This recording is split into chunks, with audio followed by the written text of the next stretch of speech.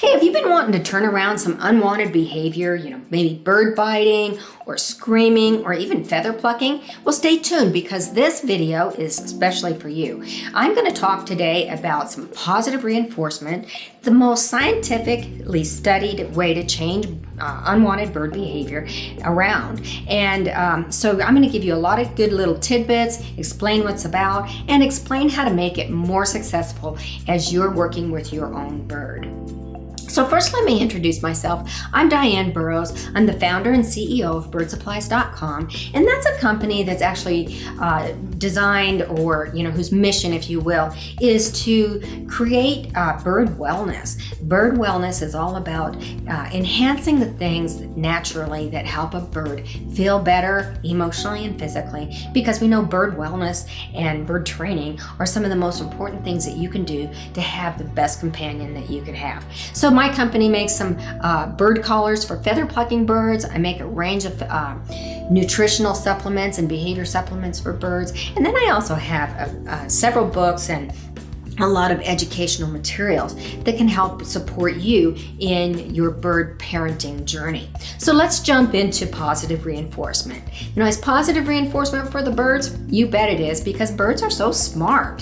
So if you feel like you've got an impossible problem that you really can't just get through to your bird, don't worry, because positive reinforcement is how you can communicate more effectively with your bird. Now, it rises out of a behavior program called Applied Behavior Analysis. And when you know a little bit about applied behavior analysis, especially positive reinforcement, you can improve your bird's behavior right at home with some of the tools that I'm going to talk about in this video. So did you know that animals can learn throughout their entire lifespan, especially with positive reinforcement? And our birds are so smart, they're as smart as anywhere between a 3 to 5 year old child. And so our birds pick up on positive reinforcement really fast. So the goal with positive reinforcement is actually going to be to teach your bird what we call replacement skills. Replacement skills are giving your bird another behavior to do that's more motivating, more rewarding than the old troublesome behavior that you're wanting it to stop. So by receiving a motivating reward, a favorite treat or something like that, each time that your bird performs the behavior that you're trying to elicit out of it, it's going to learn really quickly. So say, for instance, you're trying to teach your bird to step up on your finger without biting you. By using positive reinforcement and teaching it with a method called shaping that I'll get to here in a minute, your bird is going to learn that, gee, whenever I just step up on mom's finger, I'm going to get my favorite treat and probably some positive attention, maybe some scratches, and the bird's just going to be driven to behave in the new ways and then kind of let go of those old troublesome behaviors faster, if you will. So really, birds learn, and all animals learn, even people learn, in a variety of ways. There's 4 essential ways that I'll talk about. But really, listen to what I'm talking about, because we're going to talk about the first 2 in more depth. Now, capturing is one way to learn. And capturing is where someone spontaneously performs a behavior and they immediately get a reinforcement for doing it. So think of it like, when we used to have, those little things at the grocery store where you would stick a dime or a quarter or whatever and you'd get a piece of gum in it. That's a real motivating. You stick the quarter in there, you turn it, you get the candy. That's positive reinforcement. It just happens. And as a child, they learn very quickly. I do that and then I get the candy. So it's kind of like catching them being good when you're teaching when you're teaching a new behavior spontaneously to your bird or with your bird. Now, the second way that we tend to learn is by shaping. So this is where the person that's doing the teaching kind of successively reinforces small approximations of the behavior. So for instance, going back to the stepping up example, say I want to teach my bird to step up, but it's afraid of hands, or it's maybe a new parakeet to me or something.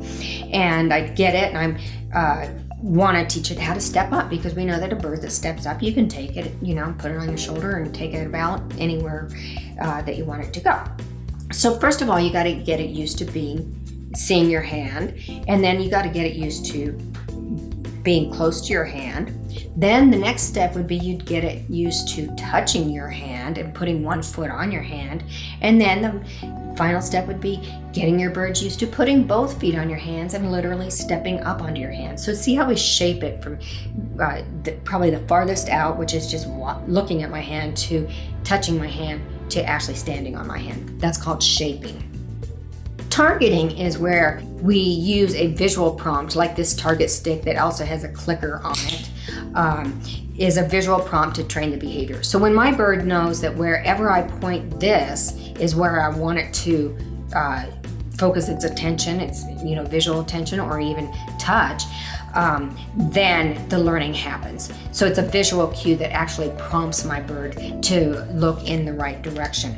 And finally, the last way that that animals and people learn is, it's more an advanced thing, but it's where we're kind of dispersing rewards for the desired behavior, but also removing reinforcements for the undesired behavior. So this would be like, say you're walking your dog down the street and it doesn't know how to heel. And so you can train them by positive reinforcement by giving them a treat, their favorite treat, every time that it's right up next to your leg. Or if you wanted to use kind of a negative punishment of removing the positive aspects of the walk by yanking on the leash and pulling your dog back to you, and maybe even yelling at it. That's the that's the punishment part of it, and it's punishing the undesired part of the behavior. Well, we know that when you use aversive strategies like that, really your bird or your dog is going to learn to not trust you as opposed to trust you. And the whole goal of having a companion parrot is to have it trust you and for you two to be bonded. Same thing with a dog. And so we know that you don't want to break that bond with aversive punishment. That's why using positive reinforcement of capturing the behavior in a force-free way, or shaping it in a force-free way that maintains that trust, are really the most effective ways to teach your bird. So think of these strategies in applied behavior analysis as positive means adding something that the dog desires or the bird desires, and negative means removing something that the animal desires, like removing the comfort of the walk if you're yanking on the leash. And I'll get more into that with birds here in a minute. But we know that adding positive things actually increases the behavior, whereas adding aversive things decreases the desired behavior, and it decreases other behaviors too. But your bird stays happy and positive and trusting using the positive reinforcement. And that's why it's so important to use positive reinforcement rather than negative reinforcement. So you'll see in this slide that the items on the left, the positive reinforcement and the negative punishment, which is taking away something from the dog, actually are the ones that you want to stick with, but you don't want to use any aversive or inhumane methods to teach your bird new tricks, if you will. So, think of it this way.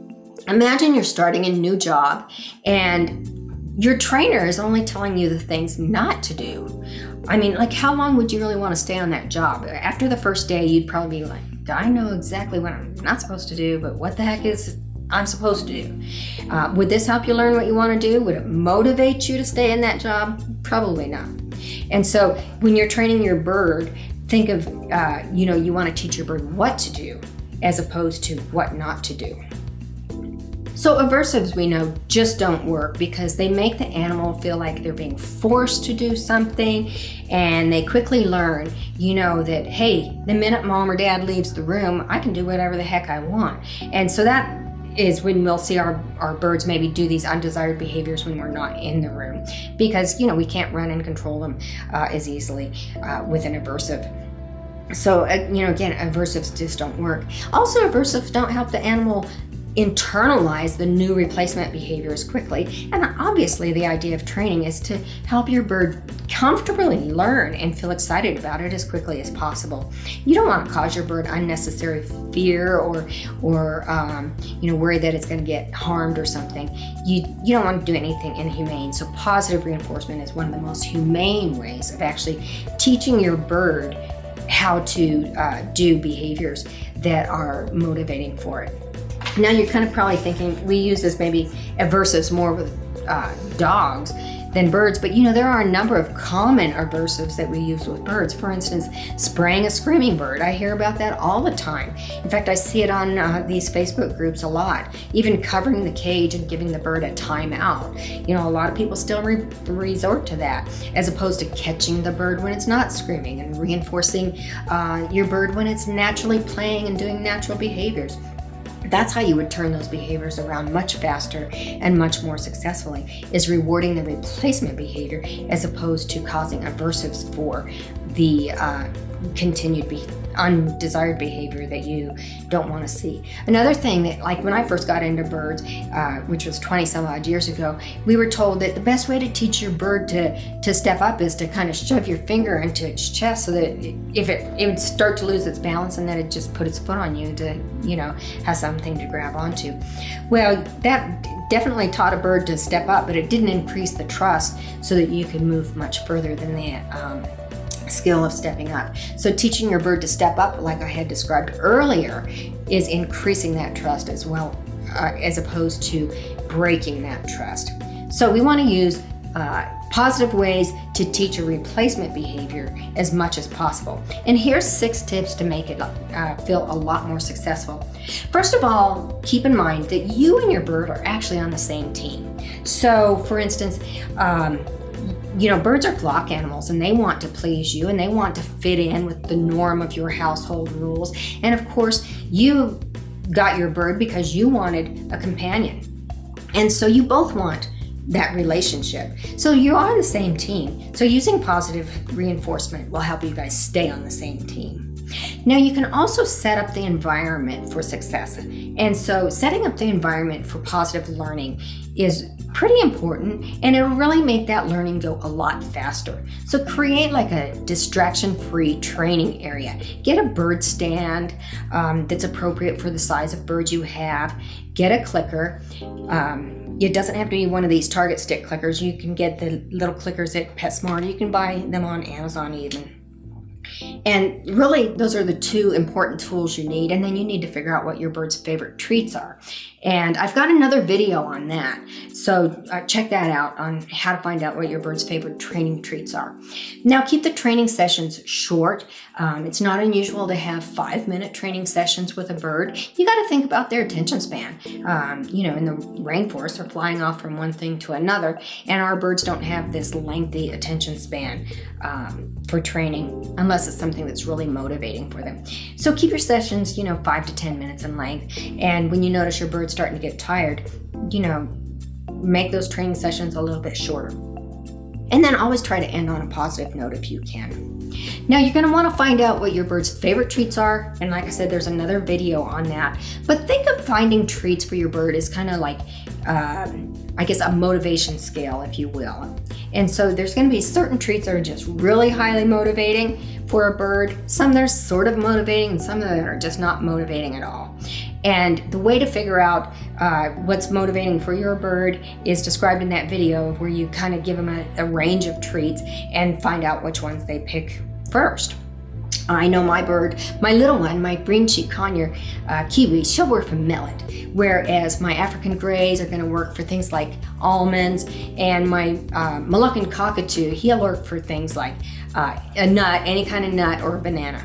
You want to keep the treats really small so that you can disperse them really quickly. You don't want to spend your whole 5-minute training session with the bird chewing up a big old nut. You want it to be just a sliver of a nut. Or one little millet seed for a little bird, that kind of thing. Now, the next thing you're going to want to learn is discover how to shape the behavior. And I've already talked about that earlier in the video where you're teaching your bird, first to just trust your hand and then get close to it and then touch it and then finally step up. And this little image here is, a real cute little green cheek conure, not mine, but it's cute watching it, learn to trust touching a person's hands. Now, the fifth thing I want to talk about is don't ever force the behavior. It's more important to break it down and shape it into small parts where your bird can successfully master them in 5 to 10 minute training sessions pretty quickly, and then kind of daisy those behaviors or add them together. So if you force your bird, you're just breaking down that trust, and the training's going to take so much longer, and really it'd be like 1 step forward, 5 steps back, as opposed to just successive steps forward when you're always ending on a positive note and keeping things positive. And finally, check your mood. If I'm in a grumpy mood or high stressed out or something, or my bird is on that particular day, that's not a good time to train or a good day to train. I prefer to train in the mornings when my birds are rested, and probably like late morning after they've had their lunch or their breakfast. But I would never train in the late afternoons or in the evening when it's their bedtime and they're tired. I want to train when I'm going to get this most successful motivation out of them. So I hope this has been helpful. I've talked about different types of reinforcement, with positive reinforcement being the option of choice, and giving you some methods on how to make it as successful as possible. So this is kind of the basics of positive reinforcement, and I'll have some successive videos that are more advanced type stuff. But if you found anything useful out of this, please subscribe to my channel, give it some thumbs up, make some comments, and if you subscribe to my channel, you'll and even if you subscribe and click a bell, I believe, or something, then you're going to get notified when I put new videos out. And I put out a new video about twice a month. And so stay tuned, to the channel to learn better ways to train your bird and better ways to support your bird so that you can have the best companionship that you desire. Thanks a lot for joining me, and we'll talk to you next time. Bye-bye.